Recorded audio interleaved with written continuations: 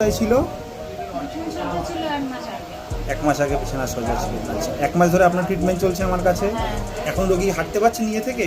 টুকটুক করে একটু হাঁটছে। আগে থেকে হাঁটছে, নিয়ে চলতে পারছেন এখন? আজকে তো হেঁটেই আমার কাছে এসছেন রোগী।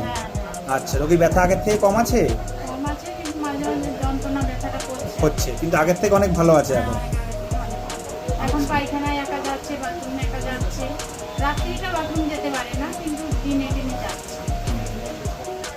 তখন আগের থেকে ব্যথা যন্ত্রণা কমেছে?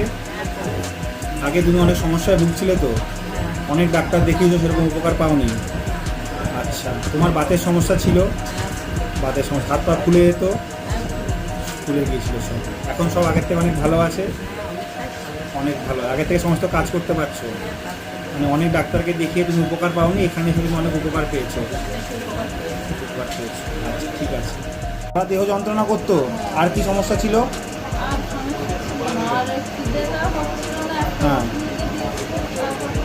খিদেটা হচ্ছে এখন, তাহলে সারা শরীরে যন্ত্রণা করতো আর খিদের সমস্যা ছিল।